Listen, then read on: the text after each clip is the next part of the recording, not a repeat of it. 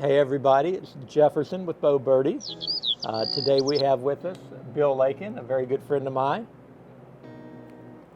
Bill, I always start the interviews with the same question. Would you rather have two pars or a bogey and a birdie?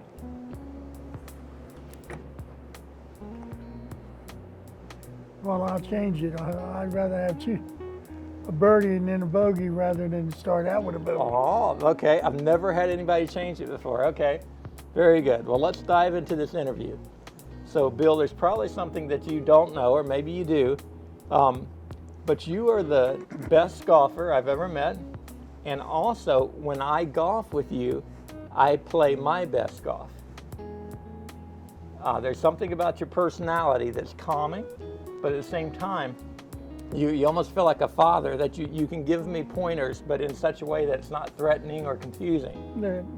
I like to do that because I like to everybody be able to play as well as I once played. Okay.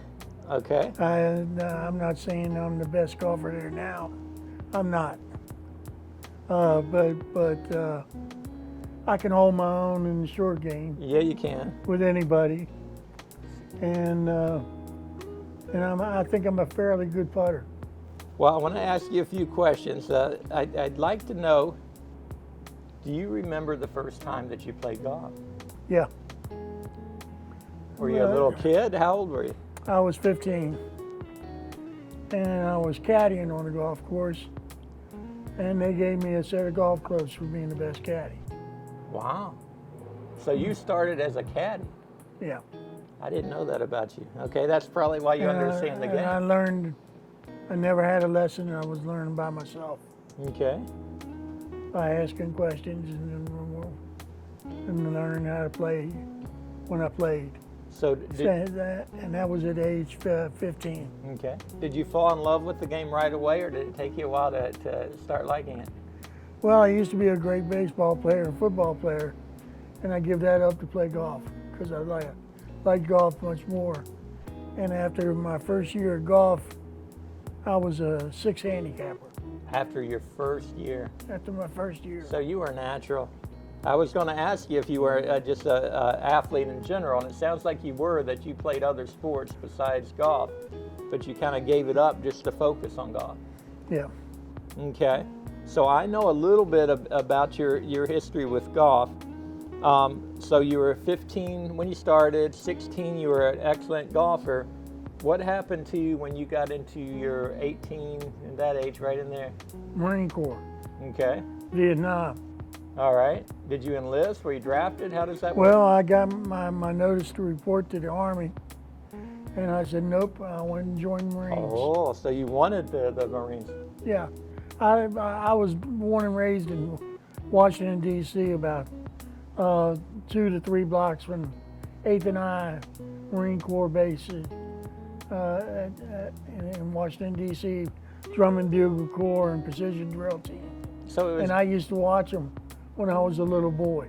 So it's dear to your heart. You already knew that you wanted to be a Marine. One day I said, I'm going to be one of them. So and I was. You told me a story once that you played golf in the military. Yes. Can you tell me about that? Well, when I was transferred up to Quonset Point, Rhode Island, the man said he was. And I said, what do you shoot, sir? And he said, 74 to 78.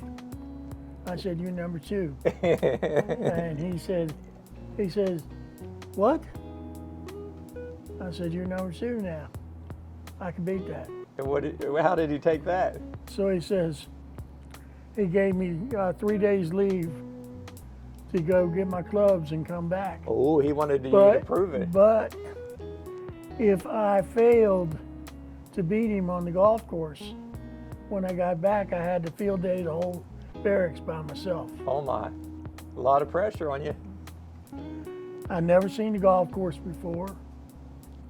It was on a Air and Ale CB base. And when I first played my first round of golf on it, I shot the course record. Which was? The course record was 64, I shot 63 Nice. and never seen the course at all. And you were number one. This is when I was 18 years old. Wow. Going on 19. I'm going closer to 19. So once you became number one, what did that actually mean? Well, I had to play the naval officers, Okay. and I had to spot 5 shots every time I played. Because Five shots? They said I was too good. I was a scratch golfer. Wow. And I never shot more than 65 in 10 rounds of golf on that course. So you were an incredible golfer. That's unheard of. That's very impressive. That was my score. I won 9 matches and lost 1. And my last match, I lost by 1 shot when the guy made a long putt on the last hole for a birdie. It beat me by 1 shot. We were tied coming into that hole. Right. So you still remember that? Yes, I do. So what happened? What ended your military golf career? Well, quota came out for Vietnam, and I was the 3rd oldest, and they needed five of us. And you were still a teenager. Yes, and I was 18 years old and 19. And I knew if I didn't volunteer, they were going to volunteer me. Right. So I went to Vietnam. Of course, I'm not going to Vietnam as a 0311 automatic rifleman to play golf. Right. I'm going there to fight in war. Wow. And well, I noticed here. I'll let the viewers see, but I noticed your hat right there. It sounds like you didn't just go to Vietnam. You fought in Vietnam. yes, I have a Purple Heart. I was shot when I was doing rear security. We were coming through a village. I had done the same routine, same patrol about 10 times. But that day it was the monsoon rains were coming down real hard. Right. And we had to cross a pontoon bridge that was very narrow with bamboo poles. And all the gear that we had to carry. But that day, God told me to wear my flat jacket. And I never wore my flat jacket very much because it was too hot. Right. Well, I wore it that day. God told you to. And we had just come out of the village, and all the kids had their heads hanging down. Them, they said, "You give me chop most of the time," which is food. Right. And they were all with their heads hanging down, so I knew there was trouble. When we got outside the village, they said, "All right, we're holding up, Lakin, hold up." Well, we went down to my knee and one knee, and they said, "All right, we're moving out." I stood up, made about a 180 turn. As soon as I turned, bam, in the back. Oh wow! So you got shot in the back. Yeah, but the flat jacket deflected it about 2 or 3 times before it entered my back and started bleeding. Oh my! Oh my! So I was lucky. I could have been a cripple. I could have been dead. Unfortunately for me, it was a carbine that I was shot with, and not an AK-47. Right. An AK-47, and I would not be here today. Oh my! Wow. That's an intense story. Well, it's true. So, what? And then I had, when I went over to Vietnam, I had 9 months and 9 days left in the Marine Corps before my enlistment was up. Right. Well, they offered me a bunch of money and a couple of stripes anywhere I wanted to go, including Sydney, Australia.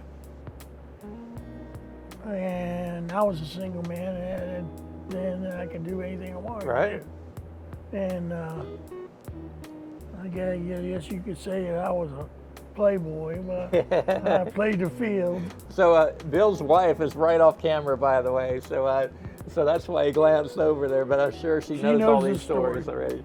But we When they kept asking me that, I said, well, what's the catch to it? Well, after your 30 days leave, you come back to Vietnam for Right. 13 more months Wow, another tour.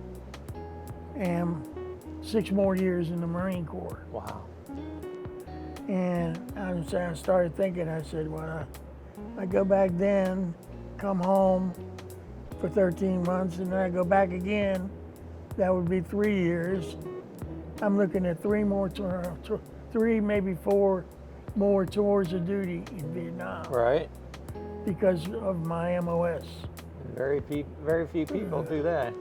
And at the time, we didn't get paid very much money while we were over there, even though we got regular pay, overseas pay, and combat pay. Okay.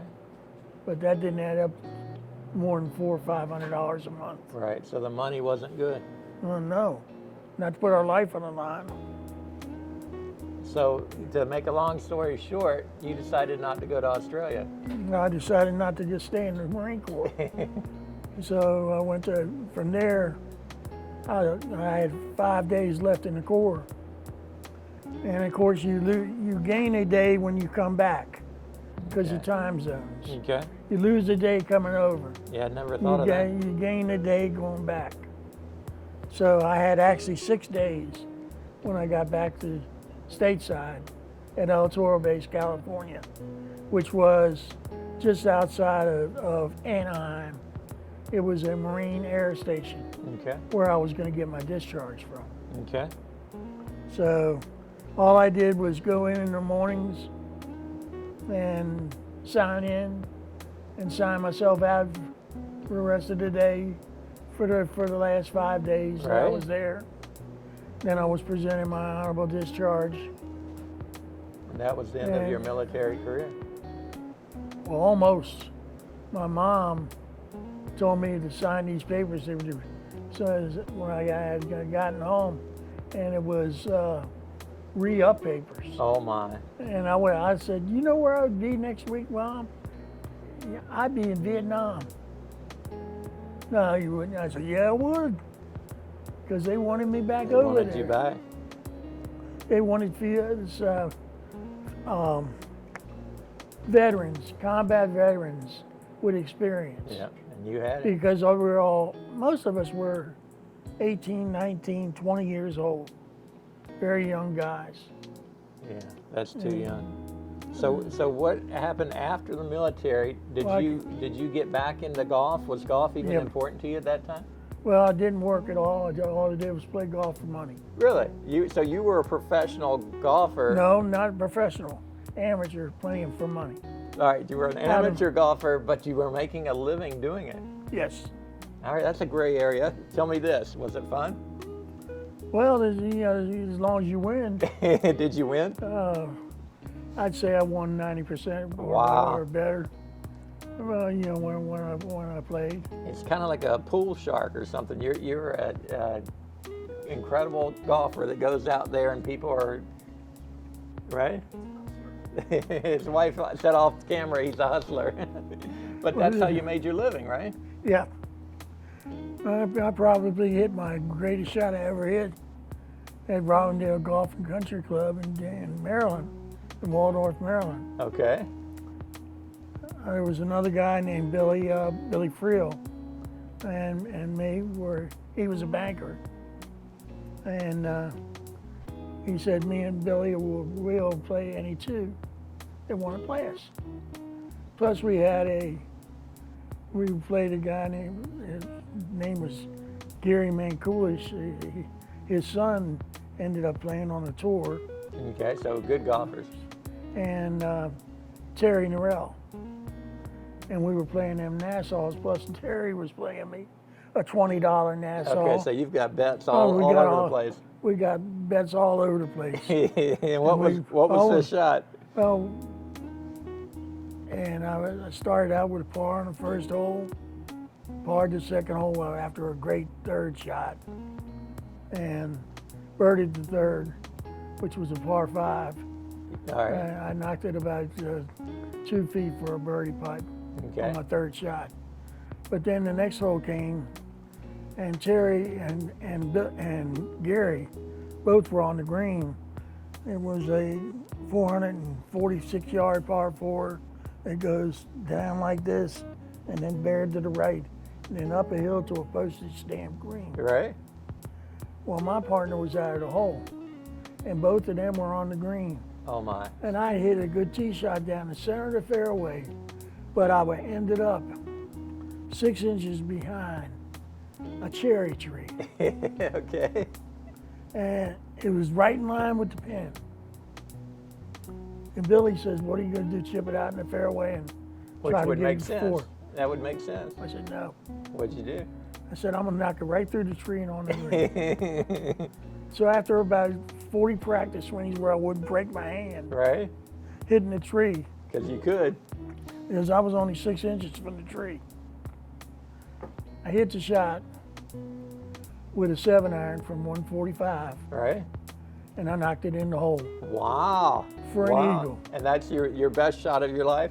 I would say it counted for a lot of money, and everybody swore I moved the ball Oh my. away from that tree. But you didn't. I didn't. You just took I some went- practice swings. Well, it had a V in the tree, and I was about that far back from the tree. Right?